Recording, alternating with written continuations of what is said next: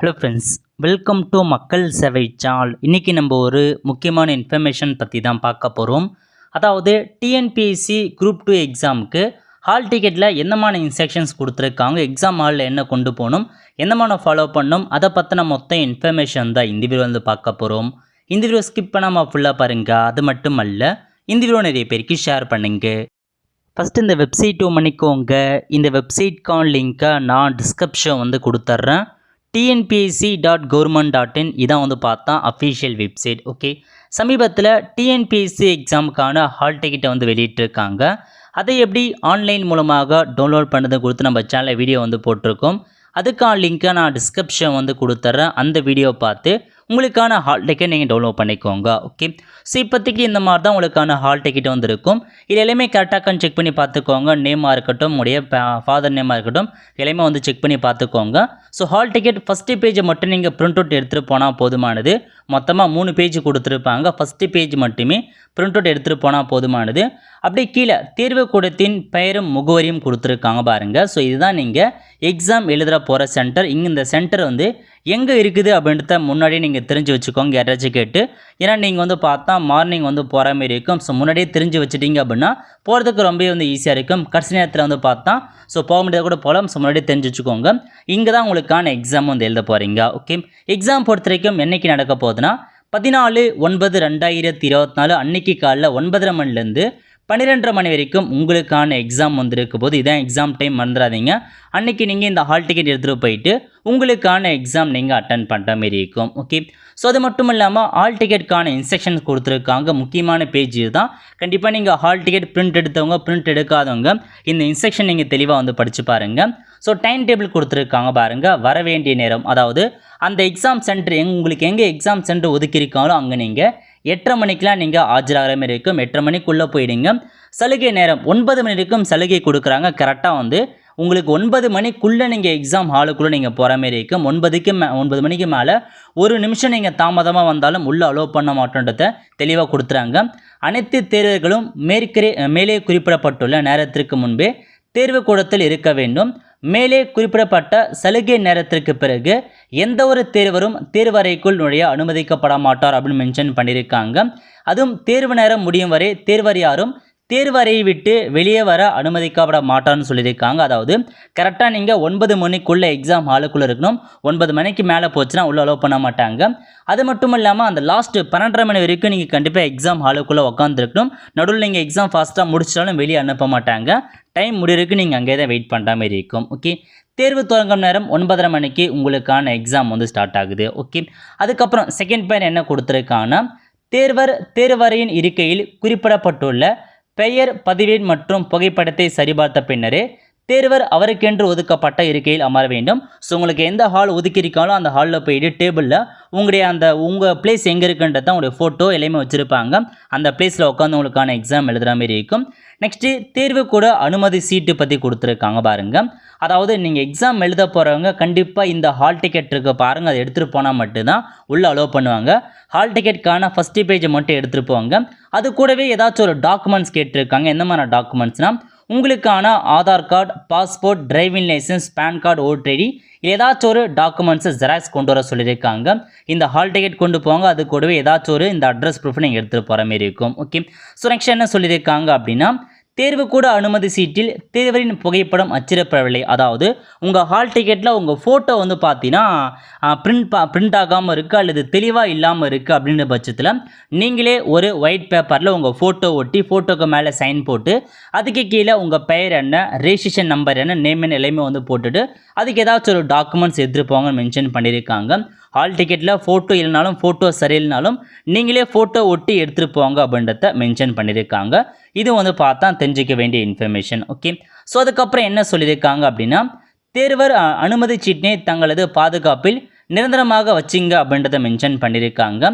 தேர்வர் தெரிவின் அடுத்த கட்டத்திற்கு அனுமதிக்கப்படும் நேர்வுகளில் தேர்வாணையத்தால் கோரப்படுகின்ற நேர்வுகளில் தனது தேர்வு கூட அனுமதி சீட்டை சமர்ப்பிக்க வேண்டும் மென்ஷன் பண்ணியிருக்காங்க.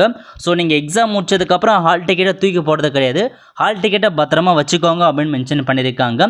ஏன்னா ஒன்ஸ் ஒரு நீங்கள் செலக்ட் ஆகிட்டீங்க அப்படின்னா மெயின் எக்ஸாம் அப்போ டாக்குமெண்ட் அப்ரூவ் பண்ண சொல்ல ஹால் டிக்கெட் கண்டிப்பாக வந்து கேட்பாங்க. அப்போ தேவைப்படும் அப்படின்றத மென்ஷன் பண்ணியிருக்காங்க.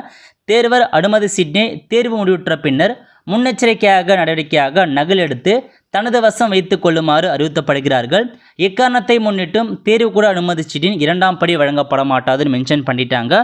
ஸோ முன்னாடியே உங்களுக்கான ஹால் டிக்கெட் எக்ஸாம் முடிஞ்சதுக்கப்புறம் தூக்கி போடுறாதீங்க, சேஃபாக எடுத்து வச்சுக்கோங்க. ஓகே, அதுக்கப்புறம் என்ன சொல்லியிருக்காங்கன்னா ஹால் டிக்கெட் வந்ததால் மட்டுமே உங்களுக்கான ஜாப் வந்து பர்மனெண்ட் ஆகிடாது அப்படின்றதையும் மென்ஷன் பண்ணியிருக்காங்க. ஸோ அதெல்லாம் செக் பண்ணி பார்த்துக்கோங்க.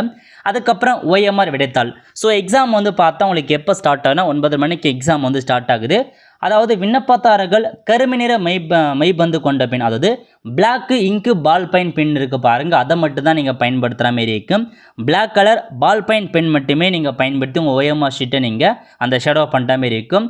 ஸோ வேறு பென்னு ப்ளூ பென்னோ அல்லது அந்த ரெட் கலர் பென்னோ அந்த மாதிரி எந்த பெண்ணுமே யூஸ் பண்ண, இங்கு பெண்ணு கூட யூஸ் பண்ணக்கூடாது.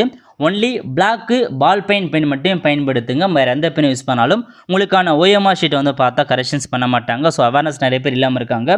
பிளாக் பால் பெயின் கண்டிப்பாக வந்து அவசியமானது. ஓகே, அதுக்கப்புறம் என்ன சொல்லியிருக்காங்கன்னா விண்ணப்பதாரர்களுக்கு தேர்வறையில் தேர்வு அனுமதி சீட்டில் உள்ளவாறு, அதாவது உங்களுடைய ஹால் டிக்கெட்டில் எப்படி இருக்கோ அதே மாதிரியான இன்ஃபர்மேஷன் OMR ஷீட் வந்து ப்ரொவைட் பண்ணுவாங்க. எப்போ OMR ஷீட் கொடுக்குறாங்கன்னா கரெக்டாக 9 மணிக்கெலாம் உங்களுக்கான OMR ஆன்சர் ஷீட் வந்து பார்த்தா ப்ரொவைட் பண்ணிடுவாங்க. 9 மணிக்கு OMR கொடுத்ததுக்கப்புறம் அந்த OMR ஷீட்டு எப்படி ஃபில் பண்ணுறது, எங்கே சைன் பண்ணுறது, அதுக்கான எல்லா இன்ஸ்ட்ரக்ஷனுமே கொடுக்க ஸ்டார்ட் பண்ணிவிடுவாங்க. 15 நிமிஷம் வரைக்கும் OMRக்கான இன்ஸ்ட்ரக்ஷன் கொடுப்பாங்க. அதுக்கப்புறம் 9:30 மணிக்கு வந்து 9:15க்கு உங்களுக்கான கொஷின் பேப்பர் வந்து ப்ரொவைட் பண்ணுவாங்க. 9:30 மணிக்கு நீங்கள் எக்ஸாம் எழுத வந்து ஸ்டார்ட் பண்ணிக்கலாம். ஓகே, நீங்கள் பார்க்க வேண்டியது 9 மணிக்கு OMR ஆன்சர் ஷீட் கொடுக்குறாங்க அப்படின்னா உங்கள் OMR ஷீட்டில் உங்கள் நேம், ஃபோட்டோ எல்லாமே கரெக்டாக இருக்கான்னு நீங்கள் செக் பண்ணுற மாரி இருக்கும். ஏதாச்சும் மிஸ்டேக்காக இருக்குது, பிரிண்டிங் மிஸ்டேக்காக இருக்குது அப்படின்னா உடனடியாக உங்களுடைய அரை சூப்பர்வைசர் இருக்காங்க பாருங்கள், அவங்ககிட்ட கொடுத்தீங்கன்னா அவங்க மாற்றி தருவாங்க அப்படின்றத மென்ஷன் பண்ணியிருக்காங்க. ஒன்ஸ் நீங்கள் எக்ஸாம் ஸ்டார்ட் பண்ணதுக்கப்புறம் அதை ஃபில் பண்ணதுக்கப்புறம் நீங்கள் மாற்றி தருவாங்கன்னா மாற்றி தர மாட்டாங்க. ஸோ முன்னாடியே OMR ஷீட் கரெக்டாக நீங்கள் செக் பண்ணி பார்த்துக்கோங்க. ஓகே, அதுக்கப்புறம் என்னென்னா OMR ஷீட் கொடுத்ததுக்கப்புறம் அதில் வந்து பார்த்தா 2 இடத்துல நீங்கள் சைன் பண்ணுற மாரி இருக்கும். எக்ஸாம் ஸ்டார்ட் ஆனதுக்கப்புறம் வந்து பார்த்தா OMR ஷீட் கடைசி பேஜில் ஒரு சைன் பண்ணு ஸ்டார்டிங்லேயே அதில் சைன் பண்ணுற மாரி இருக்கும். அதுக்கப்புறம் நடுவில் ஒரு இடத்துல சைன் பண்ணுற மாரி இருக்கும். அதுக்கப்புறம் இடது கை கட்டவரில் வைக்க சொல்லுவாங்க, அங்கேயே நீங்கள் சைன் பண்ணுற மாரி இருக்கும். கண்டிப்பாக OMR எப்படி ஃபில் பண்ணுறது அதுக்கான தனியாக நான் கண்டிப்பாக வீடியோ போடுறேன், அப்போ நீங்கள் பார்த்து தெரிஞ்சுக்கோங்க. இப்போதைக்கு ஒன்ஸ் நீங்கள் தெரிஞ்சு வச்சுக்கோங்க. ஓகே, அதுக்கப்புறம் என்ன சொல்லியிருக்காங்கன்னா ஸோ அப்படியே கீழே வந்தீங்க அப்படின்னா OMR ஷீட்டை எப்படி ஃபில் பண்ணுறது, மொத்தமாக உங்களுக்கு 4 வகையான ஆன்சர் கொடுத்துருப்பாங்க. A, B, C, D மற்றும் E மொத்தமாக 5 வகையான ஆப்ஷன்ஸ் கொடுத்துருப்பாங்க. ஸோ கொஷின் பேப்பர் ஒரு கொஷின்ஸ் இருக்குன்னா ஏக்கு என்ன ஆன்சர்னா ஃபஸ்ட்டு கொஸ்டின் என்ன ஆன்சரோ அதை கரெக்டாக நீங்கள் ஷேடோ பண்ணுற மாரி இருக்கும்.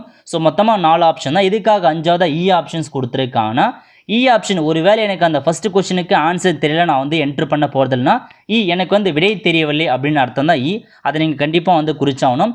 ஒன்று நீங்கள் ஏதாச்சும் ABC 4 ஏதாச்சும் ஒரு ஆப்ஷன் நீங்கள் ஃபில் பண்ணுங்கள். எதுவுமே ஃபில் பண்ணாமல் விட்டுறக்கூடாது. ஏன்னா எதுவுமே ஃபில் பண்ணாமல் விட்டீங்க அப்படின்னா உங்களுக்கு 2 மதிப்பெண் குறைக்கப்படும். அதை ஞாபகம் வச்சுக்கோங்க. ஒவ்வொரு கொஸ்டின்லையுமே 2 மதிப்பெண் வந்து குறைச்சிருவாங்க நீங்கள் ஒரு கொஸ்டின் ஆன்சர் பண்ணாலும். ஸோ விடை தெரியல அப்படின்னு ஆப்ஷனை கண்டிப்பாக நீங்கள் செலக்ட் பண்ணி தான் ஆகணும். ஒன்று ABCயில் 4 ஆப்ஷன்ஸில் ஏதாச்சும் ஒரு ஆப்ஷன் ஆன்சரை கொடுக்க பாருங்கள். இல்லை ஒரு சில பேர் ஹானஸ்ட்டாக இருப்பாங்க, நீங்கள் வந்து ஆன்சர் தெரிலன்றவங்க ஆப்ஷன் விடை தெரியல அப்படின்ற ஆப்ஷன்ஸ் கொடுக்கறதுக்கான வாய்ப்பில் இருக்குது.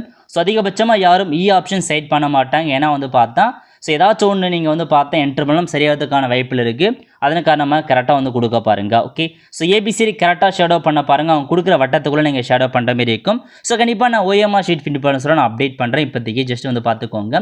நெக்ஸ்ட்டு வினா தொகுப்பு கரெக்டாக வந்து பார்த்தா 9:15க்கு கொஷின் புக்லெட் கொடுத்துருவாங்க. ஸோ கிட்டத்தட்ட வந்து பார்த்தா ஒரு 60 பக்கங்கள் இருக்கும் அந்த கொஷின் பேப்பர். அந்த கொஷின் பேப்பர்லையுமே கொடுத்ததுக்கப்புறம் எல்லாமே நீங்கள் செக் பண்ணி பாருங்கள். ஒவ்வொரு பக்கமாக நீங்கள் செக் பண்ணி பாருங்கள். ஏதாச்சும் பிரிண்டிங் மிஸ்டேக் இருக்குது, ஏதாச்சும் வந்து ஃபில் பண்ணாமல் இருக்காங்களா, அந்த மாதிரி ஏதாச்சும் இருந்தால் நீங்கள் உடனடியாக சூப்பர்வைசர் சொல்லி அதை நீங்கள் மாற்றி தந்துடுவாங்க. ஸோ ஒன்ஸ் நீங்கள் வந்து ஃபில் பண்ணி முடிச்சதுக்கப்புறம் மாற்றி தர மாட்டாங்க. அதாவது உங்களுடைய கொஷின் புக்லெட் கொடுக்குறாங்கன்னா உடனே நீங்கள் அந்த எல்லா பக்கமும் செக் பண்ணி பார்த்துக்கோங்க. ஏன்னா நீங்கள் கொஷின் புக்லெட்டில் ஒரு நம்பர் இருக்கும், அந்த புக்லெட் நம்பரை OMR ஷீட்டில் என்ட்ரு பண்ணிங்க. அந்த OMR ஷீட்டில் உங்கள் புக்லெட் நம்பர் என்ட்ரு பண்ணதுக்கப்புறம் கொஷின் பேப்பரை மாற்றி தர மாட்டாங்க.